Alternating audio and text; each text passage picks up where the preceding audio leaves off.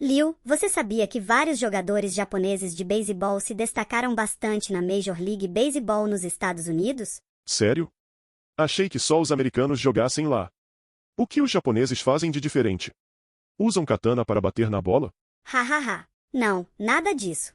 Mas eles têm uma disciplina e um foco impressionantes. Você conhece o Hideo Nomo, por exemplo? Ele foi um dos primeiros a abrir caminho na MLB nos anos 90. O cara tinha um arremesso tão peculiar que ficou famoso como Tornado. Tornado? Ele arremessava e saía voando num redemoinho igual Saci Pererê? Não exatamente, mas ele era bem difícil de enfrentar. E depois dele vieram outros grandes nomes, como Ichiro Suzuki, que se destacou pelo Seattle Mariners. Ele chegou lá quebrando recordes de rebatidas e se tornou uma lenda. Também foi do mesmo time o arremessador Kazuhiro Sasaki, que foi apelidado de Daimajin. Caramba, impressionante. Sim, eles eram conhecidos pela técnica e capacidade de assimilar o estilo de jogo americano. Outro exemplo é o Shohei Ohtani. Ele é um fenômeno atual porque é um dos poucos jogadores que foi tanto arremessador quanto rebatedor. Uau, Ohtani joga nos dois lados do campo? Isso sim é multitarefa. Esses jogadores japoneses que brilham na MLB têm em comum uma combinação de talento, trabalho duro e capacidade de assimilação. Além disso, eles chegam prontos para competir em altíssimo nível. Mas sério, como eles conseguem competir com aqueles americanos gigantes? Podemos destacar a disciplina. Desde pequenos, os jogadores japoneses passam por treinos muito intensos e detalhistas. Além disso, a ética de trabalho deles é impecável.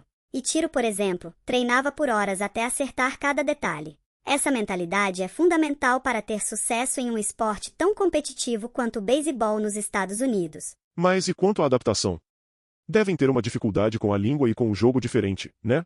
Com certeza. A adaptação é um desafio, mas jogadores como Shohei Ohtani conseguem se ajustar rápido. O estilo de jogo da MLB é mais físico e rápido, mas esses jogadores japoneses já chegam preparados. O beisebol no Japão pode ser diferente, mas prepara a cabeça deles para lidar com pressão. Acho que entendi. Agora, falando das torcidas. Você sabia que as torcidas de beisebol no Japão são bem diferentes das torcidas de outros países, né? Tipo, eles torcem de cabeça para baixo ou algo assim? Hahaha, não exatamente. No Japão, os torcedores são super organizados e respeitosos. Eles têm cantos e coreografias que fazem juntos, e sempre mantêm os estádios limpos. Além disso, eles valorizam muito o respeito e a harmonia. No Japão, os jogos de beisebol são eventos familiares. Muitas crianças vão aos jogos com seus pais. Ah, então nada de brigas e confusões?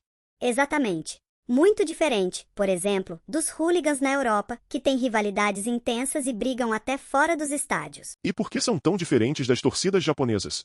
Em lugares onde o comportamento das torcidas está associado à violência, ao vandalismo e ao comportamento agressivo, esses grupos específicos utilizam os jogos como pretexto para conflitos com as torcidas rivais. Assim, os estádios esportivos acabaram se transformando, em algum momento, num cenário de confrontos que vão além do esporte, refletindo as tensões e frustrações econômicas e sociais, além de uma busca por afirmação de identidade. Poxa, que triste isso. Sim, mas, por outro lado, a paixão dos torcedores japoneses pelo beisebol é um símbolo de disciplina e respeito pelo espírito esportivo e pelas tradições. Desde as escolas até a liga profissional, no Japão, o esporte é visto como uma extensão dos valores de perseverança e esforço coletivo, sendo um reflexo da própria sociedade japonesa. Você se lembra do que já falamos sobre a filosofia do gambate do japonês, né? Sim, Goro. É sobretudo ser resultado do nosso esforço e não do acaso, né? Exatamente. Por isso, o gambate pode explicar um pouco dessa grande diferença dos torcedores japoneses. E esse comportamento não é exclusivo dos torcedores de beisebol. Você lembra da última Copa do Mundo de futebol no Brasil? A torcida japonesa limpava o estádio depois dos jogos. Sim, eu me lembro. E eu que nunca limpo meu quarto nem levando bronca da minha mãe. Hahaha. Isso virou notícia no mundo inteiro. É um reflexo da cultura japonesa de cuidado com o espaço público. Eles mostraram ao mundo que respeito e responsabilidade vão além do campo, deixando os estádios tão limpos quanto suas tradições.